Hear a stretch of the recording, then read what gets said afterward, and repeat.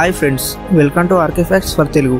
ఈరోజు మనం మీకు తెలియని కొన్ని ఇంట్రెస్టింగ్ ఫ్యాక్ట్స్ గురించి తెలుసుకుందాం. అండ్ దానికంటే ముందు నాది ఒక స్మాల్ రిక్వెస్ట్ ఏంటంటే, ఎవరైతే మన వీడియో చూస్తున్నారో ప్లీజ్ మన వీడియోకి లైక్ చేసి ఛానల్ని సబ్స్క్రైబ్ చేయండి.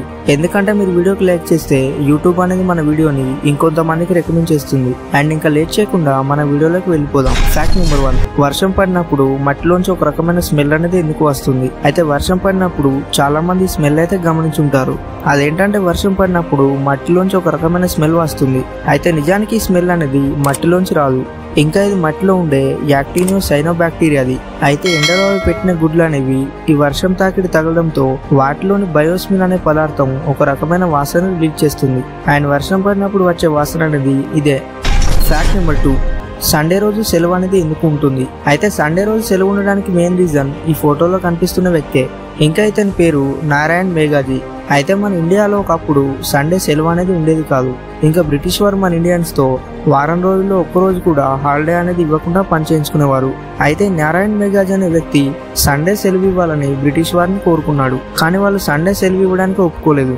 దానికి నారాయణ్ మేఘాజీ 1881 నుంచి 1889 వరకు పోరాటం చేస్తే 1889లో బ్రిటిష్ వారు ఆదివారాన్ని సెలవు దినంగా ప్రకటించారు. అండ్ అప్పటి నుంచి ఆదివారం సెలవు అనేది కంటిన్యూ అవుతూ వచ్చింది. ఫ్యాక్ట్ నెంబర్ 3, అసలు హోంవర్క్ కనిపెట్టింది ఎవరో తెలుసా?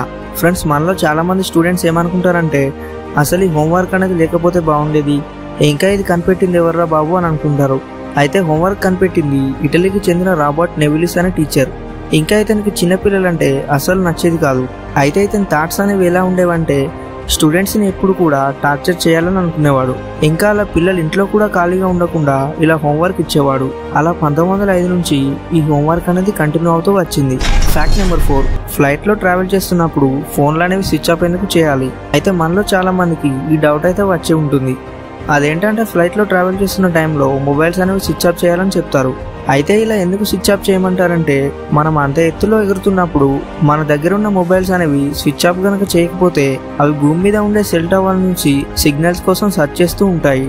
అయితే అలా 1-2 అయితే పర్లేదు, కానీ ఫ్లైట్లో ఉన్న మొబైల్స్ అన్నీ కూడా ఇలా సిగ్నల్ కోసం సెర్చ్ చేయడం వల్ల అక్కడ రిలీజ్ అయ్యే ఎలక్ట్రోమాగ్నెటిక్ ఫీల్డ్స్ వల్ల ఒక రకమైన రేడియో పొల్యూషన్ అనేది ఏర్పడుతుంది. అయితే ఇది పైలట్లు ఉండే కాక్పిట్లో ఉండేటటువంటి నావిగేషన్ ఎక్విప్మెంట్ మరియు ఎయిర్ ట్రాఫిక్ కంట్రోలర్స్తో ఇంటర్ఫియర్ అవడం వల్ల పైలట్లకు ఒక రకమైన వాయిస్ అనేది వినబడుతుంది. అండ్ ఆ సౌండ్స్ అనేవి పైలట్లకు చిరాకుని తెప్పిస్తాయి. సో దీనివల్ల ఫ్లైట్లో ట్రావెల్ చేస్తున్నప్పుడు మొబైల్స్ని స్విచ్ ఆఫ్ కానీ ఫ్లైట్ మోడ్లో కానీ పెట్టమని చెప్తారు. ఫ్యాక్ట్ నెంబర్ 5, కోళ్ళు అనేవి సూర్యోదయానికి ముందే ఎలా కూస్తాయి? అయితే విలేజ్లో ఉండే వాళ్ళు అయితే ఈ విషయాన్ని చాలాసార్లు గమనించుంటారు. అదేంటంటే, మరికొద్ది సేపట్లో సూర్యోదయం కాబోతున్న టైంలో కోళ్ళు అనేవి కూడడం స్టార్ట్ చేస్తాయి. ఇంకా దీనికి మెయిన్ రీజన్ ఏంటో సైంటిస్టులు కనిపెట్టారు.